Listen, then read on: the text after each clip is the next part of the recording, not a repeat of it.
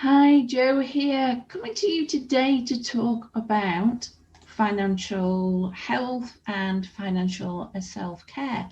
Now, financial health itself often gets overlooked from our self-care routines. A lot of people aren't giving enough time to self-care in general, never mind adding in the bit that looks after their finances and their financial health. But it's a significant part of our lives, our finances, our money.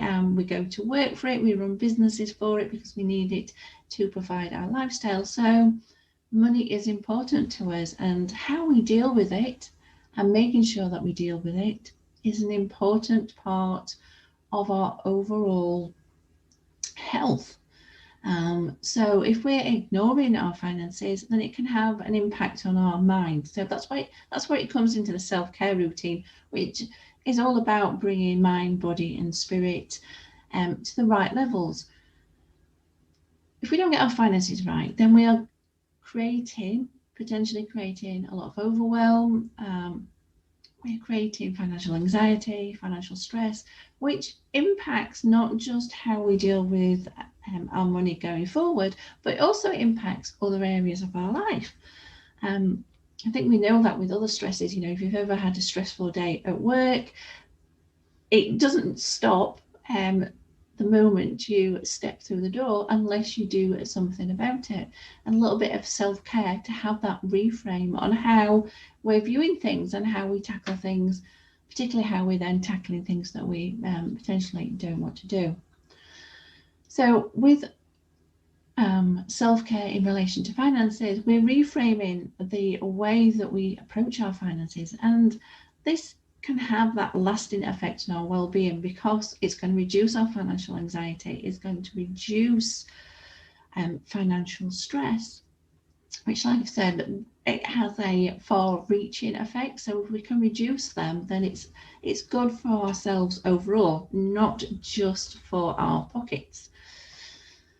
Now, first and foremost, you must remember that if you are in a position of financial overwhelm, it's no way a character flaw. Many people are in financial overwhelm at some point in their lives just because we're not taught on how to deal with money. I know things are improving in schools nowadays and they're starting to teach a little bit about money, but I know when I went to school, there was nothing about money.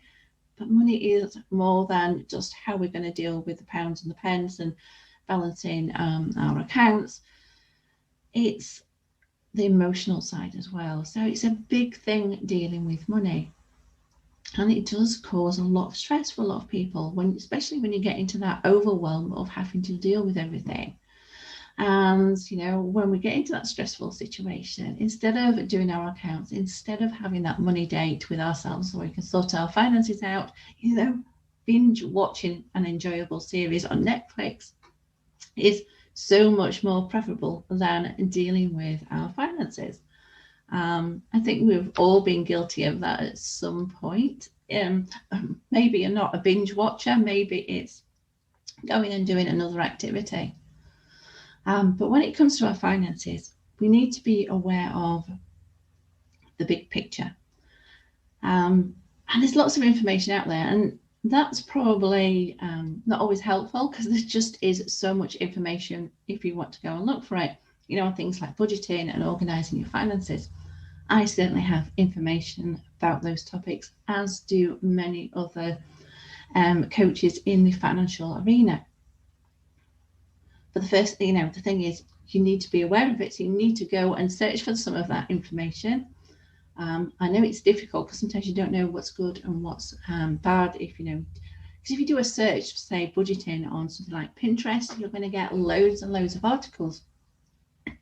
Some will be really good, some not so good. And when you're not if you're not financially educated, you're not going to know which is which. But that shouldn't stop you going out there and finding some information. Find somebody that you like and who that's in the financial arena. Like I said, I do have some information myself, but there are certainly others out there that have information. And the key is to go and find it and understand what it is that you need to be doing in relation to organising your finances. But, and I've said this already, it is more than just the practical side of dealing with money. It's the emotional attachment to money and our beliefs that are important as well.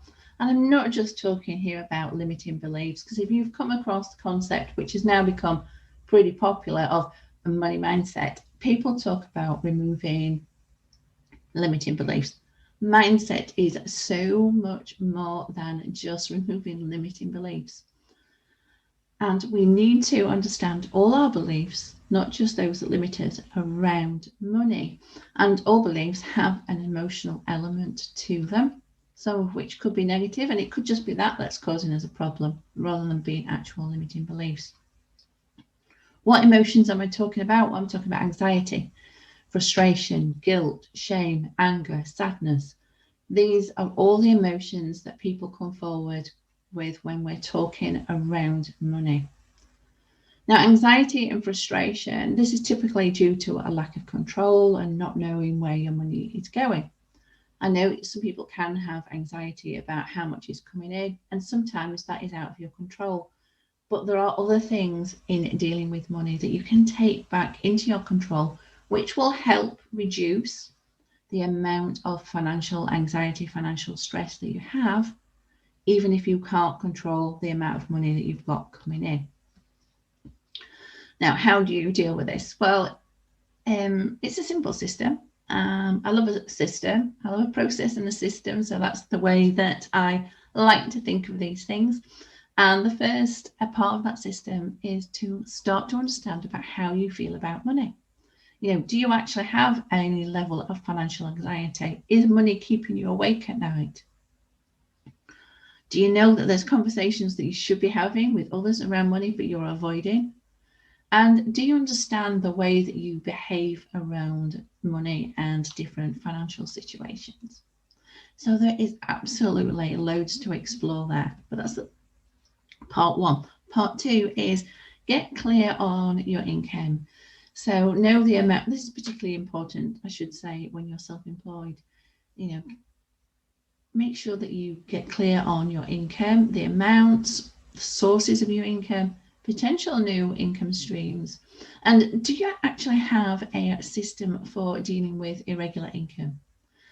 Now, for those of us that are self-employed, we could all say that, well, all of our income is irregular because there are ebbs and flows in a business. So do you know that pattern? Or is it something that's really fluctuating, just not small fluctuations? I mean, do you have a system for dealing with those irregular, unpredictable income streams? Because you can put a simple system in place so that you're only spending based on a regular amount that you know that you can have coming in. And that's one thing I do see a lot, and I've seen it over the last 30 years being an accountant or in the accountancy profession, that when as soon as people get loads of money in 1 month, they want to spend it all on it, and then they bring their spending habits up to that new level of income, but that new level of income isn't always sustainable, and it doesn't always happen each and every month. So you do need a system for evening things out. The third part is to be mindful of your expenses. Spending consciously is the key here, not on autopilot, but also to reduce your expenses as much as practically possible. And here I'm talking about not making your life so that it's not worth living. Of course not. And we want to spend to be able to enjoy life. We want to be able to spend to have security in the future as well. And we don't want to be spending our money on things that aren't going to give us some kind of joy, some kind of value, either now or in the future. And we do, particularly when we spend on autopilot, we do spend on things that the joy level is so minimal. And you must have done this in the past. You've bought something and you've then forgotten about it, or you've actually thought to yourself afterwards, I wish I hadn't bought that. oh, that was a waste of money. And we want to avoid that. And we do that by spending consciously, taking ourselves off autopilot. So what can you do in practical steps? Well, journal around money. It's the best way when you're working with yourself rather than with a coach or a therapist. It's the best way to discover how you feel. And you can do this very well by yourself. And certainly as a coach, journaling tasks are one of the things I give to my client to be working on between sessions, because you can uncover so much about how you think about something just by journaling and looking, just looking at what comes up for you and then exploring the next part of that journey, and then whatever you uncover there, exploring that. And there's just so much you can uncover, and always be asking yourself, why, how, what does this mean? How is this going to affect me? Why am I actually thinking like this? And that's how you can start to explore how you think about money. Other practical steps you can take: check your bank accounts regularly, and like every day, kind of regular. It can be stressful at first. I get that. It's like going to the gym for the first time. I think I'm now telling myself this when it's about the gym. It is, because I need to get back into it, but it's painful. The first time you go, it's painful, but then it gets easier each time. And it's the same when you're dealing with things like checking your bank account. And then once you get into the habit of it, and it's just something you just do on autopilot. And this is a good thing to have on autopilot. You automatically find yourself checking your bank account. And it only takes a few moments each and every day. So it can easily fit into the busiest of routines. Other things to do is track income and expenses. My financial fitness journal allows you to do that each month, because it's important, particularly when you're getting to grips with your money, to be tracking everything. So it doesn't matter whether it's coming in or going out in relation to your business or your personal finances. Just track it, just so that you are aware of what is happening. How is money flowing into and out of your life? Now, I'm good with money. That wasn't always the case, despite my financial background and education. But nowadays, I probably just do this, once every 3 months. I like to say it's once every 3 months. It might sometimes be once every 4 months, but once every so often, I will, for the month, just track my income and expenses, just to get a feel of how things have potentially changed. Now, I am looking at my bank accounts regularly. I am doing all the other things and doing my accounts on the business side on a weekly basis. So it's not as though I'm ignoring income and expenses. I'm just not doing it as a one-off, a monthly exercise. But if you are working on your finances, working on building up that relationship with money, and getting to grips with your financial situation, then tracking income and expenses each and every month for the next 6 to 9 months, or even a year, if you can make it through that long, is going to be so valuable to you. And you'll understand so much more about how you spend, when money comes to you, and you'll start to notice your feelings around that time as well. And then that brings in so much more that you'll be able to understand and be able to use to your advantage to keep your financial anxiety levels low in the future. You can also create a visual representation in words and numbers of what is going on by having this tracking system in place and having a budget, and just making the notes of how you feel when you spend or on certain items, or when certain amounts of money are coming in, or money coming in from certain sources. So you've got a bunch of words from your journaling, you've got all these numbers, and over time they will start to mean something to you. And that's what you want, because at that point you're in control. Money is no longer controlling you, you are controlling it. It might still not be a perfect world for you. You might not have the amount of money flowing in, and you might still have too much flowing out. But your anxiety levels are going to have come down considerably because you are in control. I was going to say, if you do create a budget, but it should be create a budget as a non-negotiable. But the key is to review it. Creating it and putting it in a drawer is of no use to anybody. We review it because we want to track our income, which I've already mentioned, and track our outgoings as well, so that we can be consciously aware of the flows of money. And budgeting certainly does help with that, and having that review so that you can make adjustments. And once you do that, you're going to start to make some smarter financial decisions because you have good financial data on which to base those financial decisions, whether they are in your business or with your personal finances. Other practical steps are to create money goals. Clearly define what you want to happen with your money, and that's what we're doing by setting goals. We've got that definition about what you want to happen within the budget, but now we're just taking it that a little bit further. And for those of us in business, the top 5 money goals that you should have covered, if they're relevant to you, is financial freedom. What's your end goal that you are working towards? Savings, debt elimination, and that's the one which might not be relevant to you because you might not have any debt. But it's debt elimination, profit, and income. So they're the 5. Financial freedom, savings, reducing debt, ultimately getting rid of it altogether, profit, and income. So make sure that you have clearly defined goals in all of those areas. Other practical steps, well, up your financial literacy. Now, I have already said that there's loads of information out there.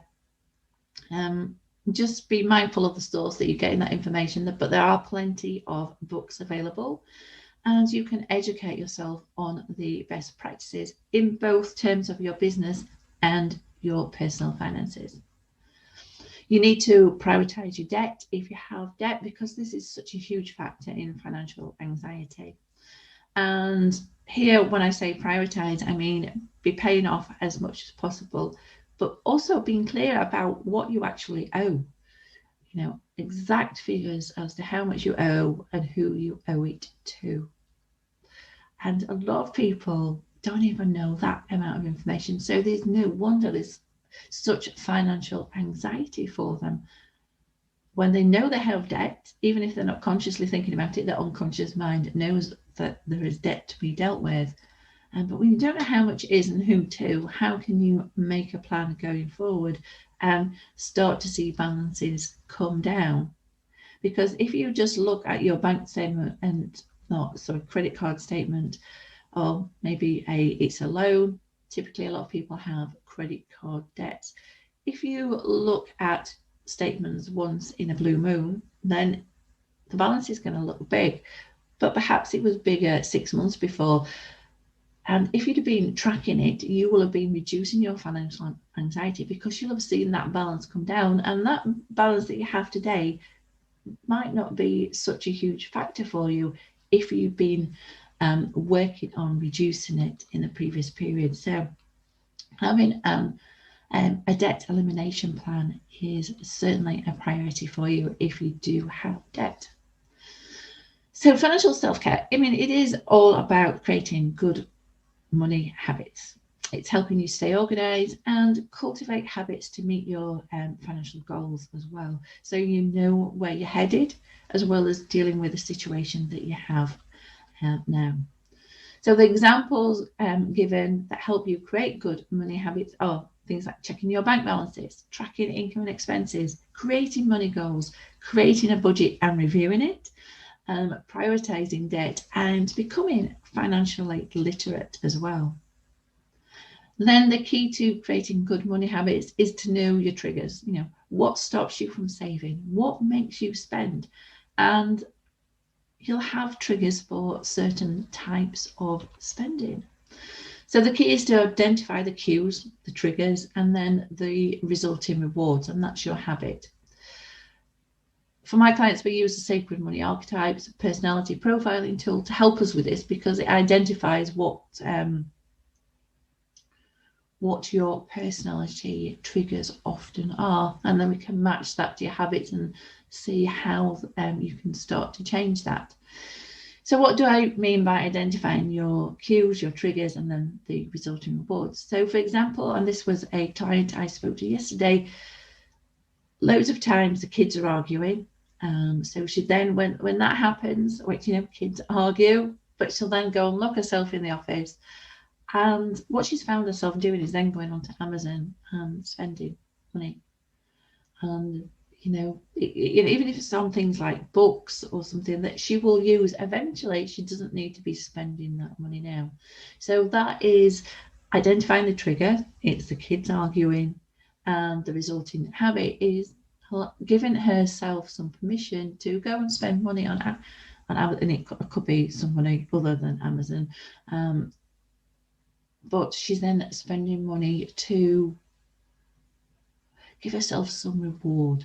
And that's where the habit comes in. So that's the kind of things that you need to be identifying, so that you can then break that habit and put into place instead some good money habits. Don't forget also that if you're in business, these habits and the triggers, they relate to your business finances as well as your personal finances. So we have them anywhere where money is involved. So hopefully I've given you plenty to think about in what you can be doing in relation to your financial self-care routine. And it does need to become a routine. And you can start that off by setting yourself a money date. And that could just be once a week, just maybe half an hour or whatever you can spare. Light candle, if that's what you do as part of your normal self-care routine.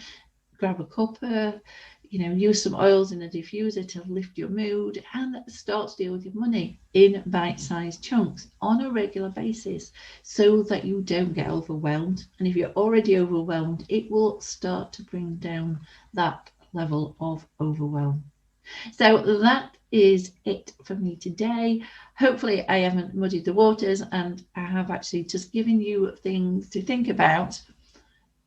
If you do have any comments or any questions, then please do get in touch. There are different ways that I can help you. I can put you to some information, or maybe, it's some coaching, some guidance that you need around your money mindset and creating good money habits, or perhaps setting your money goals. But yeah, just get in touch and I'll let you know if I can help, or certainly point you in the right direction if I'm unable to help you.